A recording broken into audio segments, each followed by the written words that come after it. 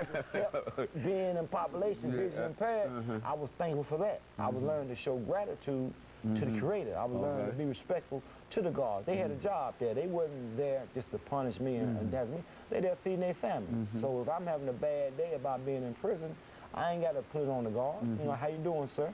You know what I mean? Now, I ain't saying try to be his buddy, but then again, don't make his job hard. Don't make, you know, I learned to fit in, get in where you fit in, and slowly but surely, we often hear that a journey of 1,000 miles goes step by step. Very good. And slowly but surely, I was able to evolve into a decent human being. Now, a lot of people in prison seen that, but still a lot of old friends and family thought I still was the same, and the test really came once I got out of prison. Because, you know, once you out, what do you do? You know, do you go back to what you was doing, or do you really pray and say, okay, and give me the strength to stay on the straight path? That's why some people frown upon a Muslim praying 5 times a day. If I can make my prayers 5 times a day, I had a good day. You know, I ain't done nothing negative. I done went before my God 5 times. So for me, that type of discipline in prison, and me practicing that outside of prison, which has got me cool. I've been out close to 2.5 years, almost 30 months, and I'm still a Muslim. You know, I've been fortunate enough to help charter a mosque. I've been fortunate enough to be a part of some nice things to help people. So if you stick to what keeps you alive in prison and keeps you sane and that kind of stuff, and you practice those type of habits when you get out, there's a good chance you won't get out. And so that's what me and a bunch of my friends or comrades we're trying to do. We're trying to give back to help people and keep a reminder to ourselves of where we come from. I'm in constant contact with a lot of prisoners in prison, let them know that they're close. And the same token, remind me that I'm close. You know what I mean? That hey, at one time, I was making a phone call. You know what I mean? At one time, I was asking somebody to do me a favor. Right. So I'm feeling that now, not a burden, but I'm feeling what it's like to be the outlet for someone. And how people say, oh man, you a light to me, Rich. I said, I ain't nowhere in the world a person in prison. But now I got some friends that's still locked up. That when they call me, it really puts me in a good mood to hear they still striving and that I'm still out.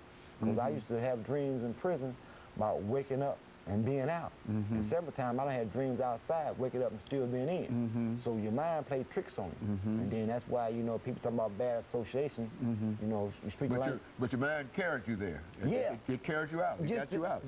And just it can be done. Now, and a lot of times people think that if you do good, good things will come your way. You gotta learn to do good, but it's the right thing to do. And that don't have any expectation about doing good. Sometimes good comes from doing good. Don't let that be the root of why you help somebody that you want something in return. Don't let that be the root to why you know you stop doing it serious because this, that, and other. I learned to do what's right because it's the right thing to do. And maybe someone, my mom would tell me, if she treats someone right, maybe someone would treat her kids right, and vice versa, you know what I mean? If I'm kind to someone I meet, respectful, maybe someone meets someone I love, they'd be kind and respectful to them. Because one of my biggest fears was, I was in prison for armed robbery and a violent charge, because someone died as a result of my actions.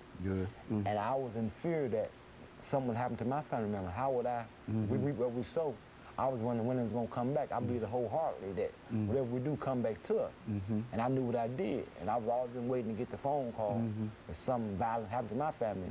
And through the grace and mercy of our Creator, so far so good that, you know, he's been protecting me or been answering my prayers to the point that my grandmother was still alive, my mom was still alive, and all that kind of stuff. And she hadn't had to bury none of her kids.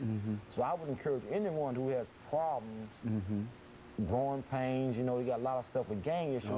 Just be strong enough to pull yourself away. Be strong to ask for some help. Don't try to go it on your own. You know, talk to your mother and your father. Talk to somebody that can deal with the bully, quote unquote. You know, you can't, you know, man, you can't deal with a giant, but you might have to get another giant to deal with a giant.